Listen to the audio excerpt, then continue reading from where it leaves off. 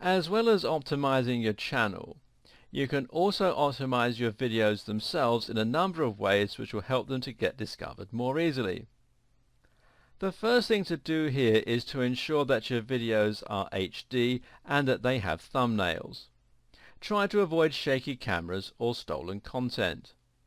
Doing this will ensure that your videos are seen as high quality by YouTube, and that in turn will mean they get promoted more readily. At the same time though, you should also think a little about SEO. SEO is search engine optimization, and essentially it means designing web content in a way that makes it Google friendly, or in this case, YouTube friendly. The main way most people find new content on YouTube is by searching for it. And in this sense, YouTube is very similar to Google. In fact, the search engine is built by Google and is actually the second biggest search tool on the net in terms of the number of queries it receives. So what can you do as a user to ensure your content is easily discoverable through YouTube? Well, the first thing to do is to try and pick a topic that people are interested in and likely to be searching for. From there, you should look up the topic and see what's already present on YouTube and what you'll be competing with. The perfect scenario is that you find a subject matter that people are interested in, but which hasn't been properly covered on YouTube yet. If you can find that, then anything you upload will automatically succeed. More likely though, you'll find you have a few competitors. In this case, your success will be all about the keywords that you choose, which you enter when you upload your video. Here you want to use related words which will help tell Google precisely what your video is about. So if the video is about learning scales on the piano, your keywords might be things like scales, piano, keyboard, electric keyboard, learning, learning music, music theory. This way, you'll reinforce the subject of your video, while at the same time helping to create a connection between your video and other successful ones in your niche. This will help your videos appear as suggested content. Taking a look at the keywords and titles used by the top videos on your subject is also a good strategy.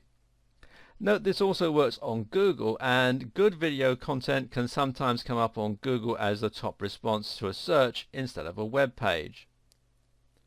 Finally, you have one last place that you can encourage Google and YouTube to index your video, and that's your description. This is where you tell people all about your video and where you'll add external links and so on. This is a good place to insert more keywords, and generally you should aim to put lots of content here to create lots of long tail keywords, and these are wordy search terms that sound natural. Even if you just write the first part of your script here, the tip is to make sure you indeed write something. Meanwhile, the number of likes, comments and shares your video gets will also help to increase its visibility, especially at the start of its life. Again, think value and make sure you ask people to help out. Another important factor is how long people watch your videos for. In other words, if people leave after the first 2 seconds, this sends a signal to YouTube that the video probably isn't very good. To make sure this doesn't happen to you, use shorter videos some of the time, as this will guarantee faster watching. Another thing which can help with your optimization and which can really get your video to take off is to generate lively discussion on your videos. While they can sometimes be annoying, you really want to encourage people to leave comments in your comments section. One way to do this is simply to ensure that your videos ask interesting questions and raise interesting points that invite discussion. And this might even mean being purposely controversial. You can also ask questions at the end of your videos and generally make yourself appear approachable. Similarly, you should stay active in your own comment section. Set up your account to email you when someone leaves a new comment, and set out to answer all of these at the start of the day. This is also the way to get fans on YouTube, and a few fans can be immensely valuable to any campaign. And don't forget, YouTube and Google Plus are now linked. This means that if you spend some time building your Google Plus circles, they will all get to see your new videos when you upload them.